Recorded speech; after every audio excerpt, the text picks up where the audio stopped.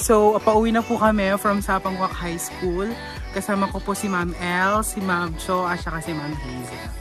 At yun po yung mga ibang estudyante sa Elementary School.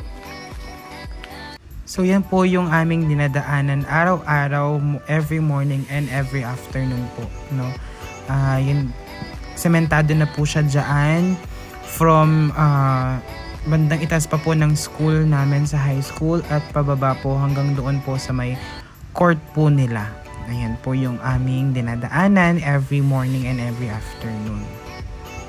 May mga nasira pong mga bahay dito dahil doon po sa nakalipas na lindol po. Ayan po ang dinadaanan. Pataas po siya at pababa, no? May mga pababa at pataas po talaga na mga daan dyan na minsan po, no, nakakapagod pong umakyat. Ayan po.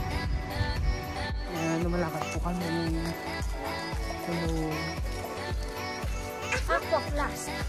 Aqua Plus. May advertiser ka na. Ay, hello po. Yan, pauwi na po kami from Sapangwak High School.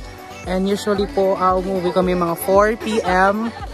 At umukyat po kami or pupunta po kami dito sa school ng before 7 a.m.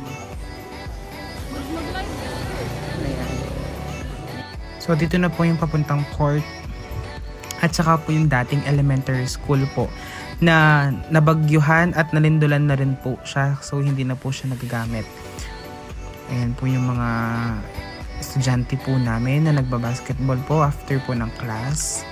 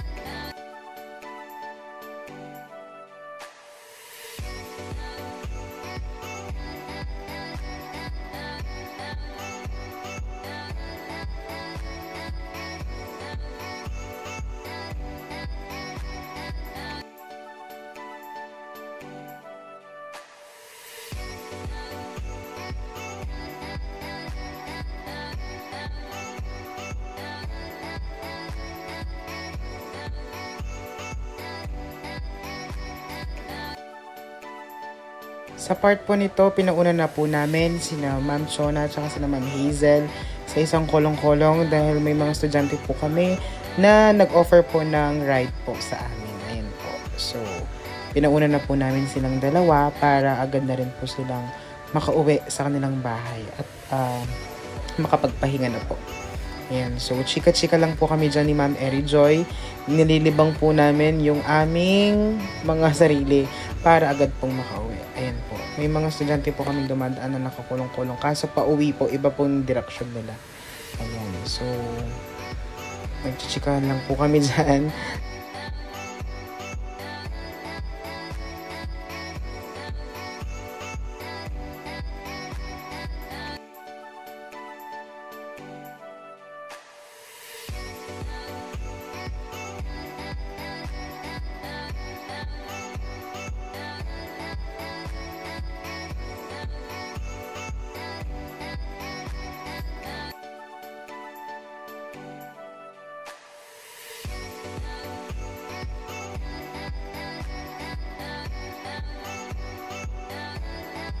Yung mga estudyante po namin sila na minsan po may mga estudyante po kami na hindi pumapasok kasi they need to go down kasi po nagtatrabaho. Yung iba po is nagde-deliver po ng mga binebenta po nilang mga prutas at yung iba po is mga naglalaba po, mga may mga nag-aalaga po ng bata, no? Yun po.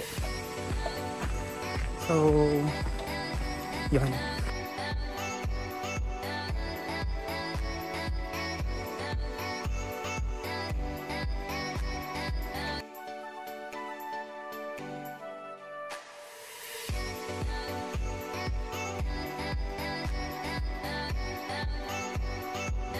Sa part po na ito, nakisakay na po kami, no? Meron pong magandang loob pong isakay kami pababa po at pauwi na po. Ayun po. Isa po siyang tatay ng isang grade 5 at grade 3 elementary students po sa Sapangwak Elementary School. Ayan po.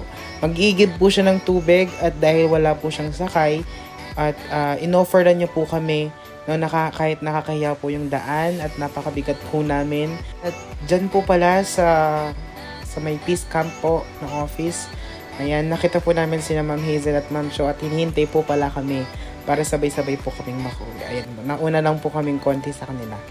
Ayan po. No? So, yan po yung mga nagsasakay po sa amin. Pag may mga, wala po silang mga sakay at nag-iigib po sila ng tubig, nag-offer po sila ng sakay na libre po at wala pong bayad. Ayan po.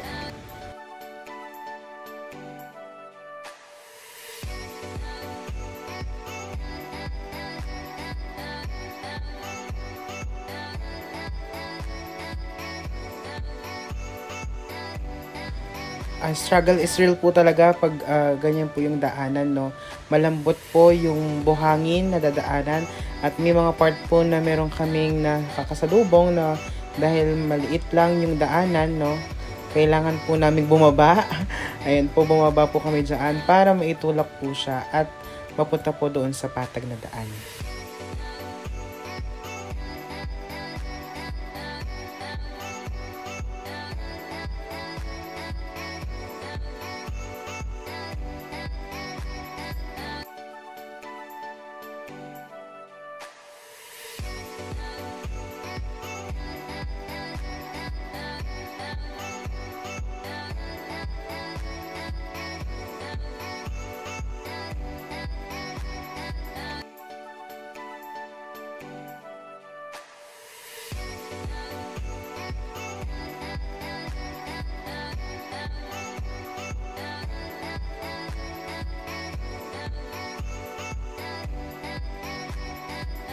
So dahil nga po medyo mahirap po yung daan dyan, bato-bato at mga pataas po na daan, no? Pangalawa pong baba po namin para itulak po yung kolong-kolong na nagsakay po sa amin.